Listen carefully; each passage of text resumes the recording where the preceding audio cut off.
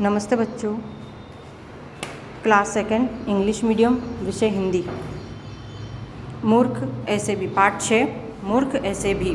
किसी गांव में एक धोबी रहता था। उसका एक किशोर बेटा था, मतलब उसका जवान बेटा था।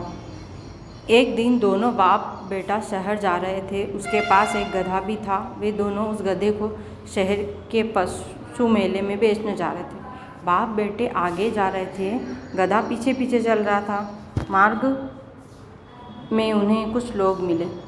उनमें से एक आदमी ने कहा, देखो कितने मूर्ख हैं, खुद पैदल चल रहे हैं। गधा मस्ती से खाली जा रहा था, तो कोई तो गधे पर बैठ ही सकता है। यह सुनकर बाप गधे पर बैठ गए। बाप बेटे कुछ ही दूर गए थे। रास्ते में कुछ लड़के खड़े थे। उनमें से एक लड़का बोला, देखो कैसे निर्दयी बाप है, खुद तो गधे पर बैठा है और बच्चे को पैदल चला रहा है। ओके, तो ये अब इसके बाद में इसका सेकंड पेज ले जा रहा है। यह सुनकर बाप नीचे उतर गया और बेटा गधे पर बैठ गया। कुछ आगे चले, उन्हें कुछ औरतें मिली।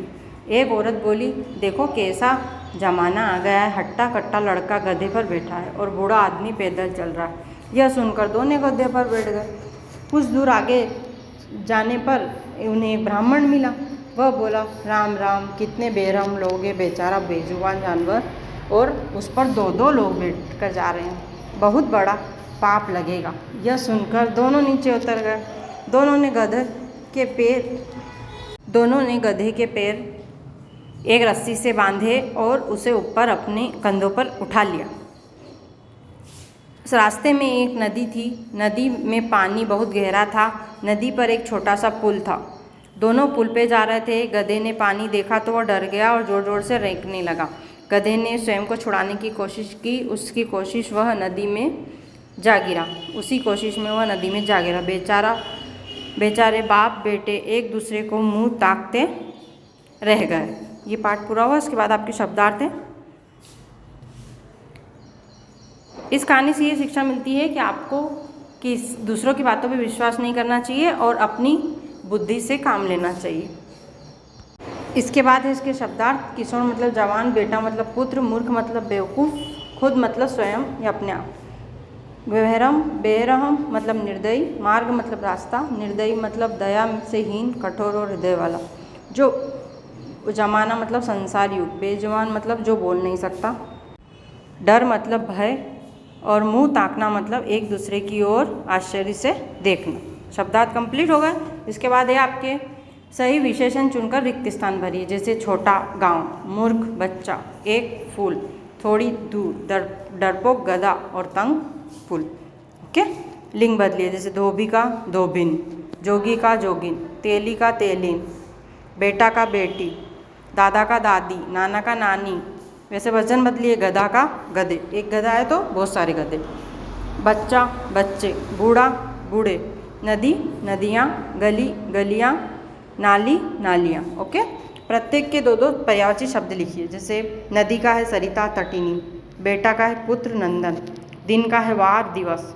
ओके, अब नीचे रचनात्मक क्रियाकलाप आप दिए हुए हैं। किसी धोबी को गधे से संबंधित ऐसी कोई कहानी पढ़िए और अपनी कक्षा में सुनाइए।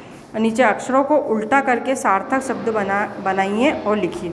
जैसे ताल तो लता, दिन नदी, रहा का हार, नव का वन, गज का जग।